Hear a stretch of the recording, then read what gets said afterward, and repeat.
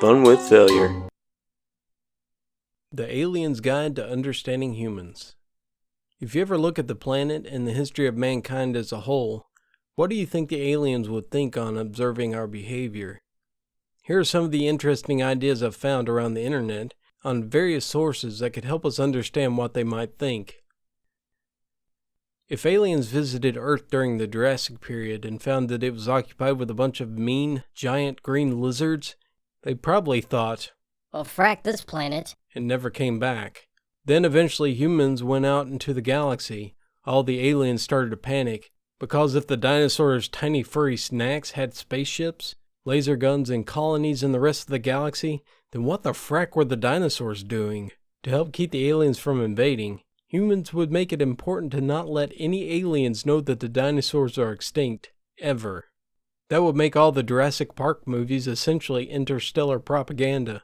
Also, even though humans tend to fit being the scary ones, you can look at it in another light. For instance, look at the elephant. It's a huge beast that can easily kill someone, but some humans have looked at it and thought, "Hey, let's ride that thing." You can put a human near a canine predator, and they would likely excitedly yell, "Puppy!" and then initiate playful interaction. Look at one of the largest creatures on Earth, the whale, and they decide, "I'm gonna go swim with that splashy danger fish." They might, on meeting the most dangerous alien species out there, they would probably say, "What the heck? I'm gonna go hug 'em." "Why?" You might say. "I don't know, I just gotta hug 'em."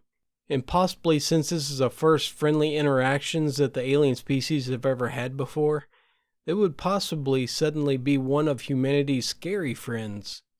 "Commander, we need to enact an update for the Code of Conduct for Human Behavior." "Why? Is any aggressive behavior anticipated?" "It seems to be the opposite, sir. We nearly lost one of our human crew members to an attack by an unidentified feline species. You know, the one that we picked up for observation? It barely missed and dismembered them. And all they said was, 'Bad kitty.' And they continued to insist on creating a bond with it. We need to restrict access to new species for the safety of our human crew." "I see. Then I guess it's off limits for all crew members to make contact with new creatures or others that are considered dangerous, or others without prior authorization from the commander. We will stop at the nearest planet so we can pick up one of these things called a puppy to help sate the human." Let's be honest. Humans will predictably ignore any rule entirely. "So, I hear that we have a human recruited on our ship." Wait, what? "Yeah, we just had him assigned last week. They come highly recommended. Is there anything I need to know before working with them? I don't want to cause any trouble if unnecessary." The first rule you need to know is not to leave them unsupervised. "Why is that?" I'm serious. Don't do it. Bad things happen. "But they come highly recommended to have at least one on board." Absolutely. They, for the most part, have a great sense of humor, and they tend to get along with other races better than any other in the galaxy. They are very resilient in a crisis, and they can usually help out other members going through one themselves. "But didn't you just say—" That's the problem. They will potentially try to bond with anything. If unsupervised, you have no idea what kind of trouble they will get themselves into. Do you know the Helvonians of Kaisanos too? "Yeah, the most brutal race that we've ever had the misfortune of dealing with." They ran up and hugged the crown prince and proceeded to pet him and coo at him. "What? So they died then?" No. Surprisingly enough, he thought it was hilarious. Human Steve wanted to know if he could keep him as a pet. "I will, keep that under advisement." Seriously, there was one time that he took one of those Carulians and almost gored him to death. "You mean the 2-ton ravenous beast with large horns that has to be reinforced and haltered and semi-sedated before being removed from its cage?" Yep, he nicknamed him Pokey, and despite multiple scars, he continually insists on petting him every time he passes the holding pens. That isn't very reassuring. Just make sure you get the human a companion, otherwise he will find one, and usually not one that you would want him to be attached to. As a matter of fact, Human Prime Earth has agreed to set up intergalactic space pet shops with approved pets so as to avert any unpleasant incidents. Warning handbook on dealing with humans. Warning. A human can fight for hours after being shot. Warning. The human mouth has over 30 outcrops of bones and powerful jaw muscles, and the human bite can be fatally infectious even to other humans. Warning. Humans expose themselves to lethal solar radiation to get their skin tone darker as part of their mating ritual. Warning. Human infestations are extremely resilient and will return quickly to the host site to rebuild. Fact. Did you know? Removing a limb will not fatally incapacitate humans. Always destroy the head when your safety is in danger. Fact.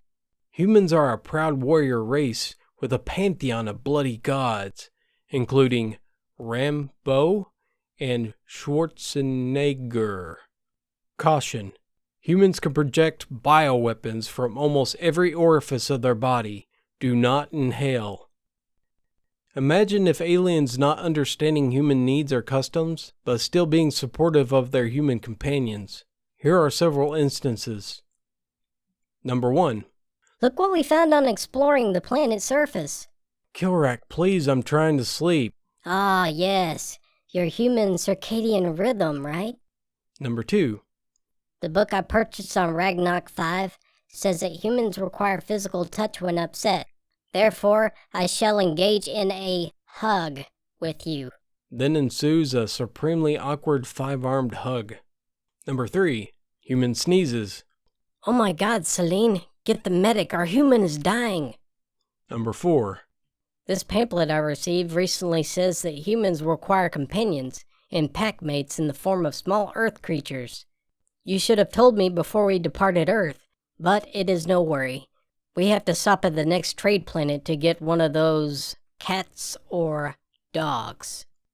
After purchasing a kitten for one of those rough and world-weary sci-fi tough human companions, and watching in helpless wonderment at what ensues.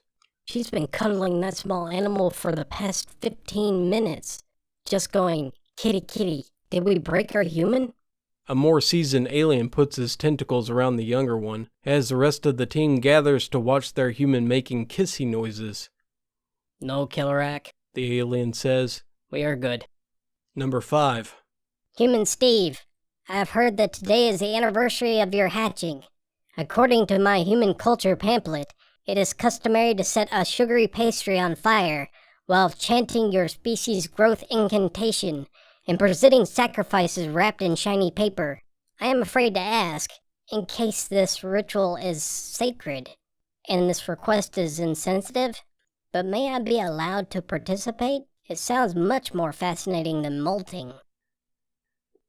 Imagine being a human in an alien crew. When you first dock the ship, your hair is bright blue or pink, and over time the color fades and everybody on board is wondering, Why are they losing color? Is it a lack of greens? Are they sad? Angry? they are just perplexed and start thinking human biology is just baffling. Humans are weird. Earth is a strange place. For instance, the axis tilts, the orbit isn't very stable, and the ground blows out molten rock, for crying out loud.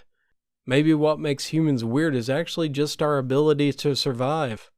What if all other life-bearing planets are these mild climates with no seasons, and very much like San Francisco, California, but with no tectonic plates and intense weather? What if several aliens, including humans, land on a world and the humans are all like, "Sweet find, we found an Earth-like world, let's get exploring and claim it first." And the planet starts offing the aliens right and left, electric storms, hypothermia, tornadoes, and the humans are just like, they're having fun, just surviving. Unbeknownst to humans, Earth was known as the Australia of the galaxy, where everything seems likely to kill you. On conversing with a human, an alien says, I'm sorry, what did you say your comfortable temperature range is?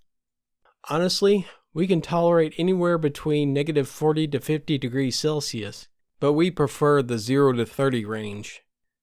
I'm sorry, did you just list temperatures below freezing? Yeah, but most of us prefer to throw on scarves or jackets at those temperatures, 'cause it can be quite a bit nippy. And did you just say 50 degrees Celsius? As in half the way to boiling? Yeah, but it is terrible. We sweat everywhere, and don't even touch a seatbelt buckle. But yeah. And you say the poles of your world would get as low as negative 100 with wind chill? Yep, with blizzards you can't see through every other day. Just about. Amazing.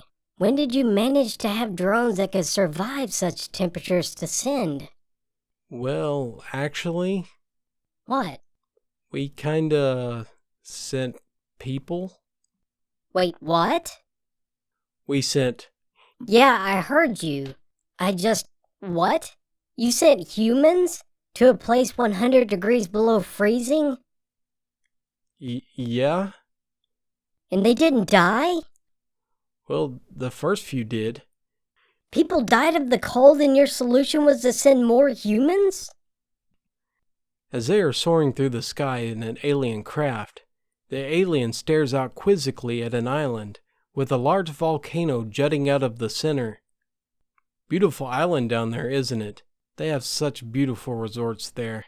You're telling me you have settlements on an island with an active volcano? Well, yeah. I'm not about to tell Iceland or Hawaii how to live their lives. Actually, it's a tourist attraction. What? By the molten death rock? Yeah, it's not every day you get to see molten spew out liquid rock. The best one is Yellowstone, with all the hot springs and geysers from the supervolcano. You actively seek out supervolcanoes? Heck yeah, we swim in the groundwater nearby. But surely you have records of volcanic activity doing tremendous damage to human settlements. Yep, Pompeii is legendary. The entire city was destroyed. It was buried under lava, and a lot of people's brains boiled away in the first rush of heat, and loads more were killed from the falling pumice. Ah, yes. I assume they learned their lesson and didn't build there again. Well, Are you seriously telling me this volcano is legendary for killing several huge populations, and you build on top of their smoldering ruins? in our defense, it hasn't actually happened since then, as such. As such? Well, there was this case of Mount St. Helens. What about earthquake-prone areas? Tell me you're at least vaguely sensible about those. Oh yeah, after the first major earthquake that flattened the city, we built them better.